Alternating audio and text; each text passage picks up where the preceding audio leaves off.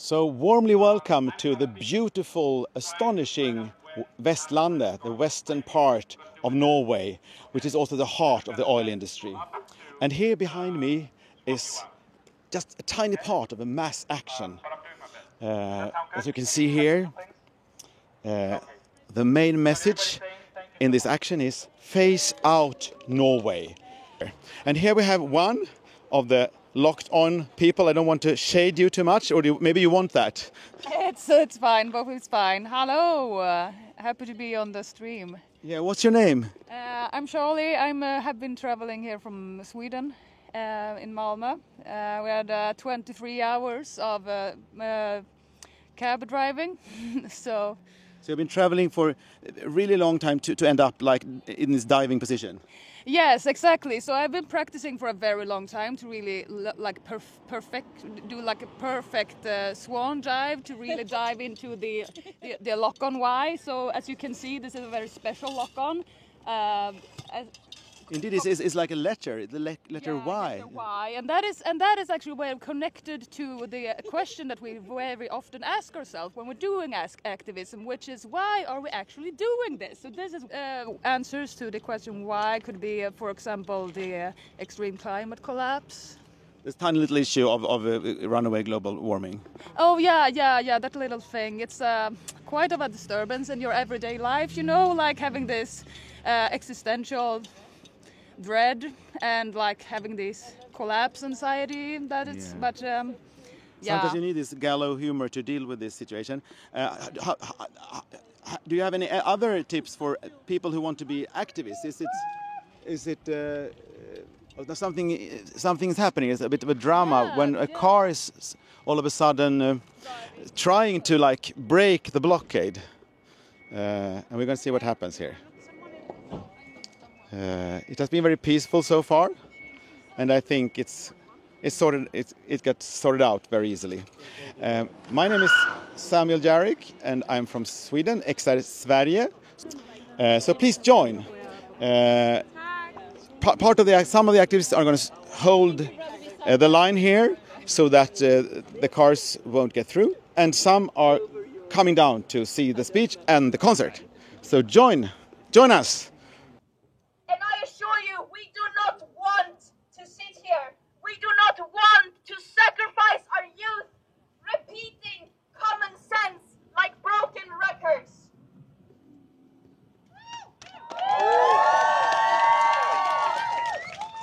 But we have no choice. Everything and everyone we love is at stake.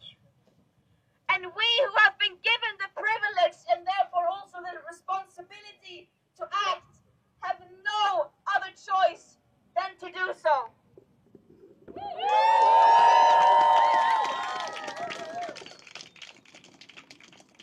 So this is not an encouragement for you to join the rebellion, it is a demand. And Norway, know that all eyes of the world and future generations are upon you. Thank you.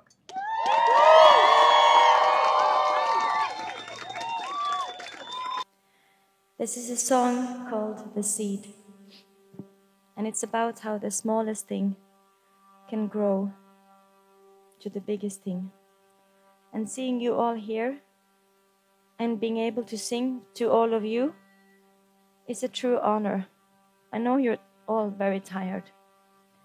I know that you don't want to have to be here physically with your bodies. I know this is the last resort, and I'm really proud of all of you, and I'm really honored to be here and to sing for you.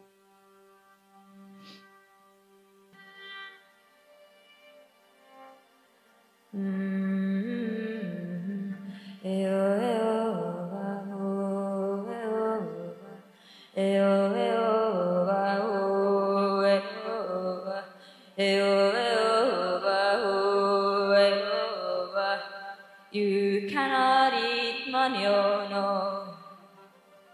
You cannot eat money, oh no. When the last tree has fallen and the rivers are poisoned, you cannot eat money, Yes, oh no. this was a very typical combination of art, speech, blockade, which is something that Extinction Rebellion and other parts of the climate justice movement uses in order to raise awareness and also get in touch with the feelings that this extremely existential threat is for us. And here we have the blockade and all the journalists talking to Greta and Aurora, who made this wonderful performance, really as part of the action. And the sun is shining brightly here. There are some interested people might be working at the place. And here we have the lock-ons themselves. Yes, wonderful. And it seems like they are not like really homogeneous. They're really different, all of them. Is it a homemade thing, the do-it-yourself thing, the lock-ons? Yeah, it is. It's homemade, all of them, I believe, and from different like organizations and movements have brought them and pulled together to create this lovely bunch. Yeah, do you have some personal attachment for this one? Do you love this design especially? Well, this one needs a bigger carabiner, but I've grown to love it. Through these past hours, I've really grown to love it. I guess when you are like staying for so long and the police aren't interfering, I guess you really have to make yourself feel happy and in a good mood. What do you have? What kind of things do you do to keep the spirit on top during a long action? We've been laughing, joking, singing, chanting, but also just now crying. I think all of those emotions are very beautiful and welcome in this kind of action. It's really important to be there for each other, to have fun, but also to remember the seriousness of this crisis that we're facing and to be together in this. You mentioned this, to be together. Can it feel lonely to face this existential threat in your ordinary life sometimes? Definitely, yes. But when I'm here, I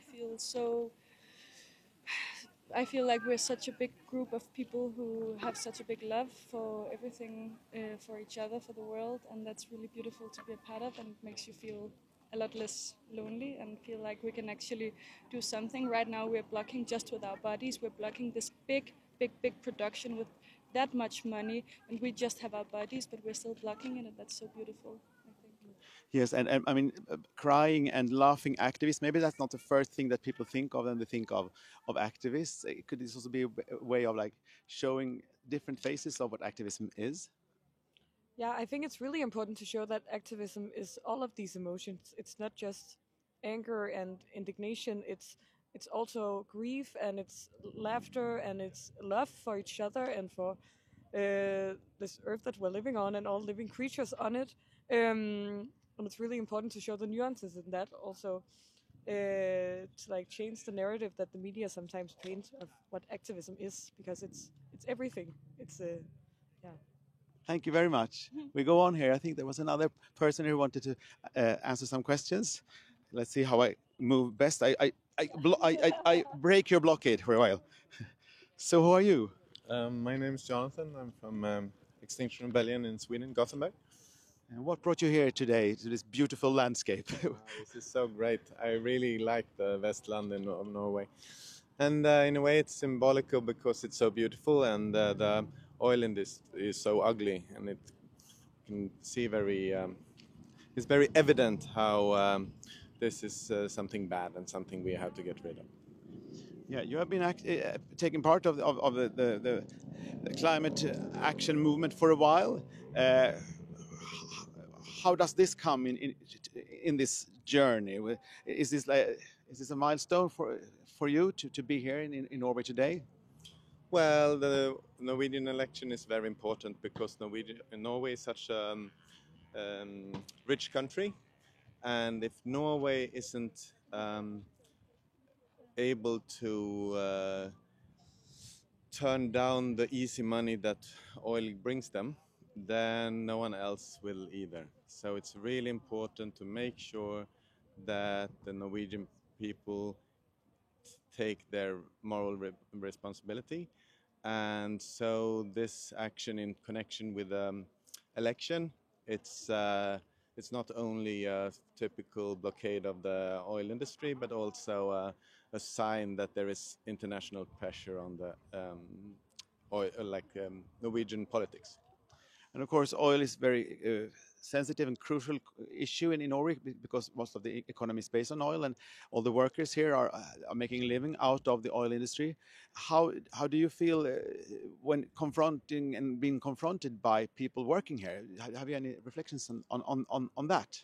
Strangely enough, there's been very little confrontation for now. Everyone is very polite, but of course people are afraid of losing their livelihoods. But the thing is, transition needs to happen now, and it's better to start transitioning now instead of when the catastrophe is already here. So these people who are working in a dead industry, they should have the opportunity to change to something better before it's too late. Do you think they agree? I suspect most of them try not to think about things and will say I wouldn't agree immediately. But if there was a proper opportunity to get real jobs without somewhere else than in the oil industry, especially in the combination of knowing that oil cannot go on, I think most of them would choose something else. I guess no. I tend to agree. I guess not many people think, yeah, let's continue with this destructive activity, no matter what. Of course, it's deep down. I guess most people want a livable planet. Thank you very much. Oh, sorry. Yes, you get one more. even Equinor, even the oil lobbyists say we need to phase out of oil. It's just they say it takes us 100 years or 50 years at least, and we say we need to do it now. But they cannot. Even they wouldn't pretend oil can go on. So even they will admit to this.